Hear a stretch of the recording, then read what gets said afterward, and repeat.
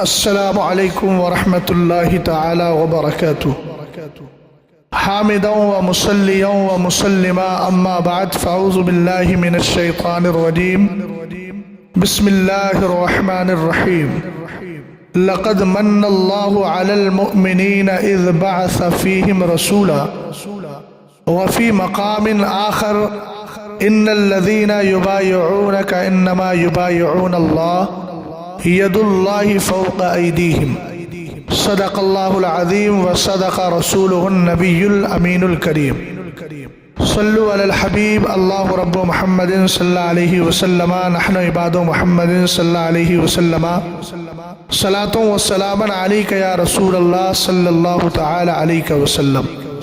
اللہ تعالی کا بہت بڑا شکر و احسان ہے کہ میرے رب نے ہم سب کو مدینے والے کی محبت نصیب فرمائی اور ہمیں وہی عقیدہ وہی نظریہ عطا فرمایا جس میں محبت رسول، ادب مصطفیٰ، احترام مصطفیٰ، تعظیم مصطفیٰ صلی اللہ تعالی علیہ وسلم شامل ہے، اور ہمیں قرآن جیسی مقدس کتاب عطا فرمائی جس کے لیے ہمارے بزرگوں نے بلکہ بالخصوص اعلیٰ حضرت امام اہل سنت فاضل بریلوی رضی اللہ تعالی عنہ نے ارشاد فرمایا کہ قرآن پاک کی ہر صورت میرے نبی علیہ السلام کی مدح و ستائش میں ہے، یعنی حضور اکرم صلی اللہ تعالی علیہ وسلم کی نعت ہے۔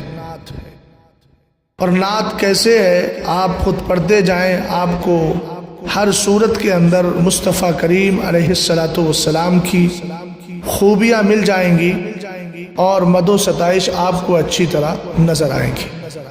میرے نبی علیہ السلام کی نعت خوانی کا جو مسئلہ ہے وہ عربی میں بھی ہوتا ہے، اردو میں بھی ہوتا ہے۔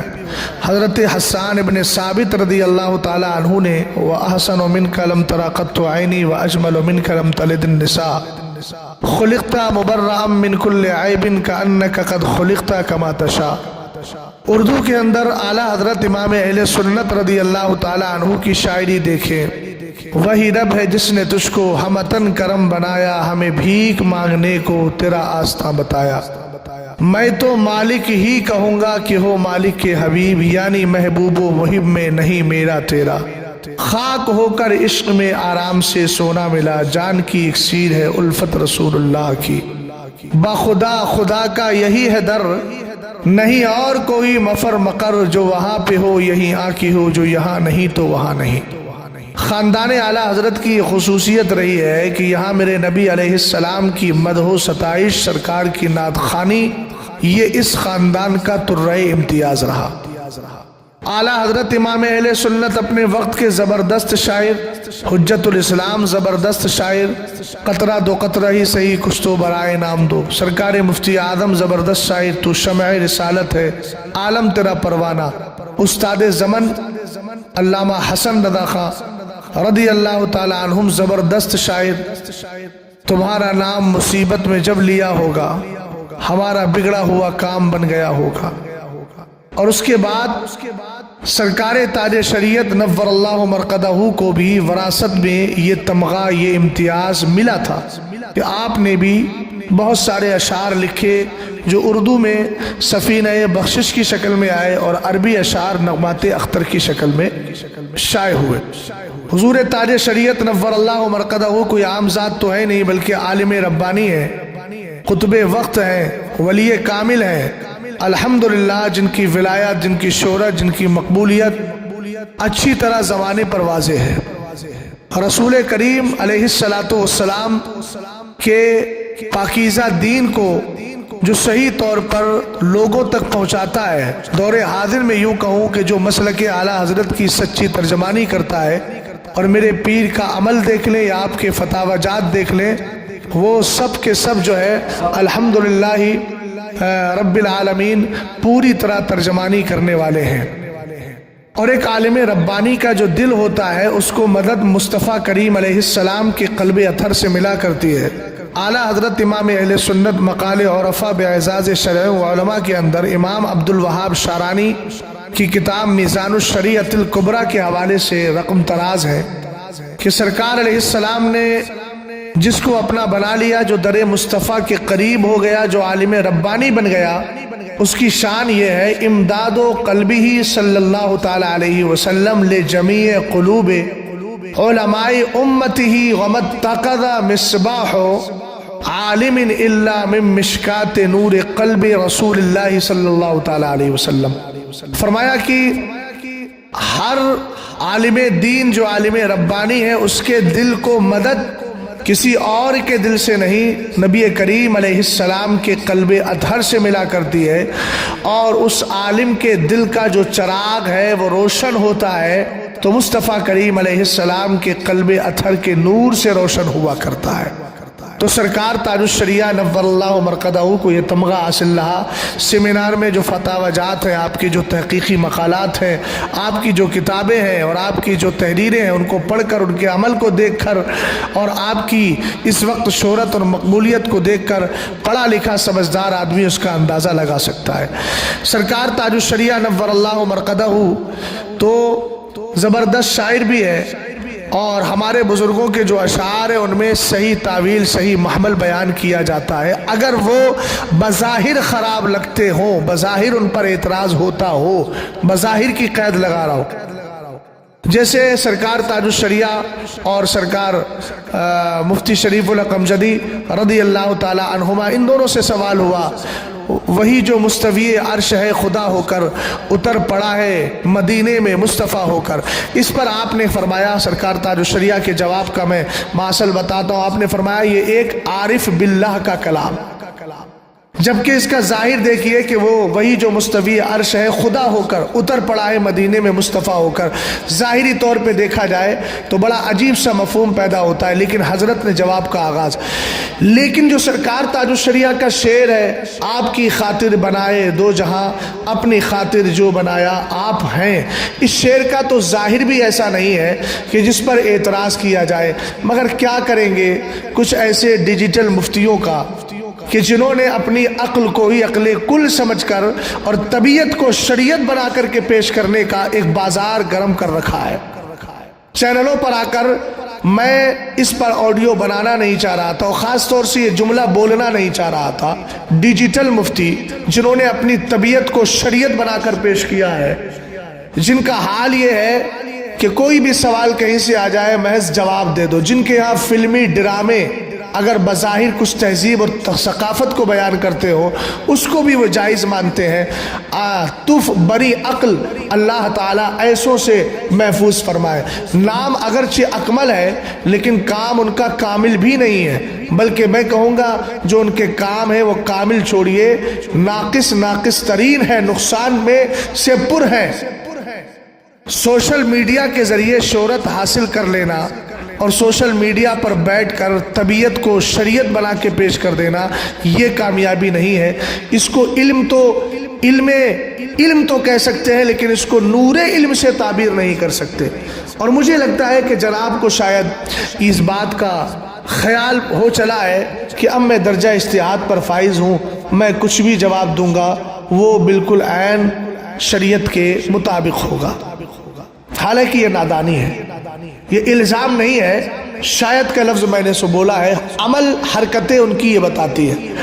اب میں بتاتا ہوں کہ جناب نے نہ تو قرآن پڑھا نہ حدیث پاک پر غور کیا، بس کسی نے کہہ دیا اس کا ظاہر خراب ہے نہیں پڑھنا چاہیے، اس میں غرض الہی ثابت ہوتی ہے۔ ہمیں میاں ذرا ہوش کے ناخون لے لو، ہمارے دیہاتی زبان میں کہتے ہیں، وہ جملہ بولنا مناسب نہیں سمجھ رہا تھا لیکن میں کیفیت کو بتا رہا ہوں، میں الزام نہیں لگا رہا ہوں کہ آپ نے کوئی نشہ کیا ہے، حاشا وکلا، لیکن اس طرح کی حرکتیں وہی کرتے ہیں جو بھنگ پی کر کے جواب دینے کی بات کرتے ہیں۔ توجہ فرمائیے گا، رسول کریم علیہ السلام کی ذات سارے نبیوں سے افضل ہے۔ تلک الرسل فضلنا بعضهم علی بعض، خود قرآن پاک کی تفسیر متعدد تفسیر کو پڑھ لیں کہ اللہ تعالیٰ نے ان رسولوں میں سے ایک کو دوسرے پر درجوں بلندی اور ترقی عطا فرمائی ہے۔ رسول کریم علیہ الصلاۃ والسلام کی ذات خلق سے اولیاء، اولیاء سے رسول اور رسولوں سے اعلیٰ ہمارا نبی۔ یہاں اللہ تعالیٰ سورہ طٰہٰ کے اندر حضرت موسیٰ علیہ الصلاۃ والسلام سے فرما رہا ہے وَاصْطَنَعْتُكَ لِنَفْسِي، آپ کی خاطر بنائے دو جہاں، اپنی خاطر جو بنایا، اپنی خاطر، لفظ خاطر نے ان کے دل کو، ان کے خاطر کو ایسا بگاڑ دیا کہ وہ اب کسی کو اپنی خاطر میں لانے کے لیے تیار نہیں ہو رہے ہیں۔ اب مجھے یہ ڈیجیٹل مفتی جواب دے جنہوں نے قرآن پاک کی اس آیت پہ کبھی غور ہی نہیں کیا۔ اللہ تعالیٰ ارشاد فرماتا ہے وَاصْطَنَعْتُكَ لِنَفْسِي، حضرت موسیٰ علیہ السلام سے رب فرما رہا ہے اور میں نے تجھے خاص اپنے لیے بنایا۔ یہ میرا ترجمہ نہیں، ترجمہ کنز الایمان جو ہم سنیوں کی شان ہے، امام احمد رضا خان فاضل بریلوی رضی اللہ تعالیٰ عنہ کا، وہ ترجمہ کر رہے ہیں اور میں نے تجھے خاص اپنے لیے بنایا۔ تو لیے اور خاطر یہ دو لفظ ایسے ہوتے ہیں جس کو انگلش میں فور سے تعبیر کیا جاتا ہے، عربی میں اس کو جو ہے لام سببیت لکا اس سے تعبیر کر دیا جاتا ہے۔ اسی طریقے سے آپ فارسی زبان میں جائیں گے تو برائے سے تعبیر کیا جاتا ہے۔ اور ادھر دیکھیے یہاں پر جو فرمایا گیا وَاصْطَنَعْتُكَ لِنَفْسِي، کہ میں نے خاص تمہیں اپنے لیے بنایا۔ تو حضرت موسیٰ علیہ السلام سے رب قدیر ارشاد فرما رہا ہے کہ موسیٰ میں نے خاص تجھے اپنے لیے بنایا۔ یہاں کیا غرضیت ثابت نہیں ہو رہی ہے بظاہر؟ تو کیا اس کو لے کر کے کوئی اس بات کا دعویٰ کر سکتا ہے کہ معاذ اللہ رب قدیر نے حضرت موسیٰ علیہ السلام سے کہا کہ میں نے اپنے لیے بنایا، خاص تجھے اپنے لیے بنایا؟ اس سے یہ بات ثابت ہوتی ہے کہ اللہ غرض رکھتا ہے، العیاذ باللہ۔ تو احباب آپ نے یہ سن لیا کہ اللہ تعالیٰ نے قرآن میں ارشاد فرمایا وَاصْطَنَعْتُكَ لِنَفْسِي، موسیٰ میں نے تجھے خاص اپنے لیے بنایا۔ تو خاطر اور بنانا، لیے اور خاطر دونوں ایک ہی معنی میں آتے ہیں۔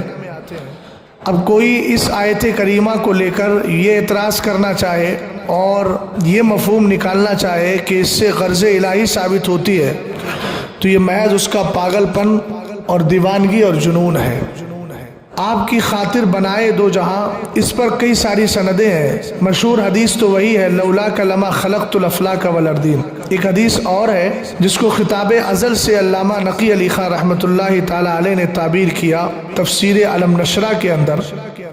اللہ تعالیٰ نے اپنے محبوب صلی اللہ تعالی علیہ وسلم سے فرمایا من اجلی کا استح البطحا وارفع السماء وامرج الماء واجعل لك الثواب والعقاب والجنة والنار، محبوب میں نے تیری ہی خاطر یہ زمین کا فرش بچھایا ہے، آسمان کا شامیانہ لگایا ہے، دریا سمندر اور ندیوں میں پانی جاری کر رہا ہوں، اور تیرے وفاداروں کے لیے جنت بنائی ہے، غداروں کے لیے جہنم۔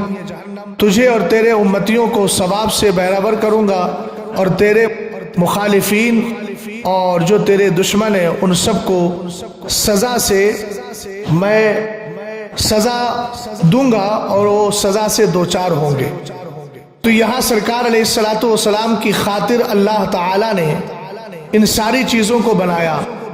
اب اللہ تعالیٰ خود فرما رہا ہے لولاکا لما خلقت الافلاک والارضین، یہ حدیث قدسی ہے اور حدیث قدسی بھی رب ہی کا فرمان ہوتا ہے۔ اگر تو نہ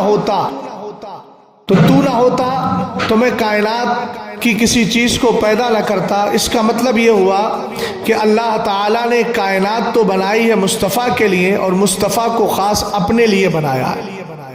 دوسری بات، علامہ حضرت سیدنا ابو داؤد سجستانی رضی اللہ تعالیٰ عنہ کی کتاب سنن ابی داؤد، اس کے حوالے سے اعلیٰ حضرت امام اہل سنت فاضل بریلوی رضی اللہ تعالیٰ عنہ نے اپنی کتاب الامن والولا لنایت المصطفیٰ بدافع البلا میں اس حدیث کو ذکر فرمایا۔ حضور اکرم صلی اللہ تعالیٰ علیہ وسلم ارشاد فرماتے لما فرغت مما امرنی بہ اللہ تبارک و تعالی من امر السماوات، جب میں معراج کی رات آسمانوں کی سیر سے فارغ ہوا فقلت یا ربی، تو میں نے اپنے رب کی بارگاہ میں عرض کی انہ لم یکن نبی قبلی الا وقد اکرمتا، یہ اللہ مجھ سے پہلے جتنے نبی آئے تو انہیں سب کو الگ الگ خوبیوں سے بہرور فرمایا، الگ الگ خوبیاں عطا فرمائی۔ جعلت ابراہیم خلیلا، وَكَلَّمْتَ مُوسَى تَكْلِيمًا وَسَخَّرْتَ لِدَاوُودَ الْجِبَالَ وَلِسُلَيْمَانَ الرِّيَاحَ وَالشَّيَاطِينَ وَأَحْيَيْتَ لِعِيسَى الْمَوْتَى فَمَا جَعَلْتَ لِي۔ اے اللہ، تو نے حضرت ابراہیم علیہ السلام کو خلیل بنایا، حضرت موسیٰ کو کلیم بنایا، اور حضرت داؤد کے لیے پہاڑوں کو تابع کر دیا، سلیمان علیہ السلام کے لیے تو نے ہواؤں کو اور شیاطین کو ان کے تابع کر دیا، اور حضرت عیسیٰ علیہ السلام کے لیے تو نے مردوں کو زندہ کیا۔ فما جعلت لی، تو نے میری خاطر کیا کیا، میرے لیے کیا کیا؟ حالانکہ یہ سوال محبوب اور محب کا ہے، کسی اور کو حق نہیں ہے۔ تو اللہ تعالیٰ نے جلال نہیں فرمایا، بلکہ میرے محبوب علیہ السلام سے رب نے فرمایا اولیس اعطیتک افضل من ذلک کلہ، محبوب میں نے جو کچھ ان نبیوں کو عطا کیا ان سب سے بہتر تجھے عطا فرمایا۔ اور خاص وصف کیا ہے؟ فلا اذکر فی موضع حتی تذکر معی، اور تیرے ذکر کو میں نے اتنا بلند کر دیا ہے جہاں مجھے یاد کیا جائے گا وہاں تجھے بھی یاد کیا جائے گا۔ اسی طریقے سے ایک حدیث پاک ہے، رب فرماتا ہے کنت کنزا مخفیہ فاحببت ان اعرف فخلقت الخلق، میں تو چھپا ہوا خزانہ تھا، میں نے چاہا کہ لوگ مجھے پہچانے تو میں نے محبوب تجھے پیدا کیا۔ یہ ساری آیات، یہ ساری حدیثیں اور یہ آیت مبارکہ ہمیں اس بات کو بتاتی ہے کہ مرشد گرامی وقار سرکار تاج شریعت نور اللہ مرقدہ کا یہ شعر اپنی خاطر جو بنایا آپ ہیں، شعر کا مصرع ثانی بالکل صحیح ہے، اور وہ نادانی اور بے وقوفی کا مظاہرہ کر رہے ہیں جو اس شعر کو نہ سمجھ کر یا سمجھنے کے بعد تجاہل عارفانہ اور جان بوجھ کر ایسی عظیم شخصیت کی ذات پر حملہ کرتے ہوئے جو اس طرح کی بکواس کرتے ہیں وہ قابل تقلید نہیں ہے، ان کی بات پر قطعاً توجہ نہ دی جائے۔ یہ وہ لوگ ہیں جو ابھی طفل مکتب کی حیثیت نہیں رکھتے۔ اللہ کا بہت بڑا فضل و کرم ہے کہ جو دعویٰ میں کر رہا ہوں اس دعوے کو ثابت کرنے کی بھی میرے اندر طاقت ہے۔ بہت سارے ان کے مسائل ہیں، اب اگر دوبارہ زبان مرشد گرامی یا کسی معظم دینی کسی بھی بڑی ذات پر کچھ دنوں پہلے جناب نے اپنی بے وقوفی کا اظہار کرتے ہوئے کہا تھا کہ بہار شریعت پر جو لکھا عالم بنا دینے والی کتاب یہ ہٹا دینا چاہیے، یہ کتاب کیسے عالم بناتی ہے؟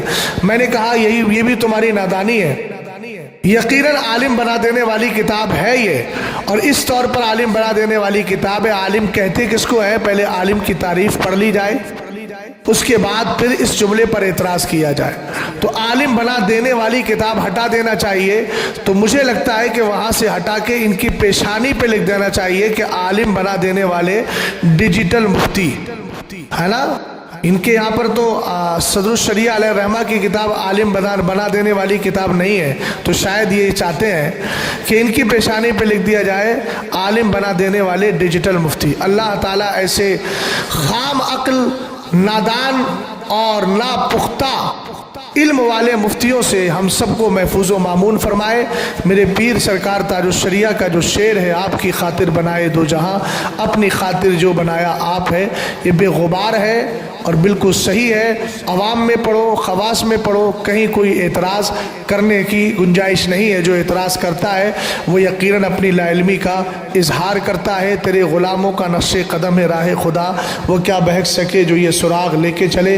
السلام علیکم ورحمۃ اللہ۔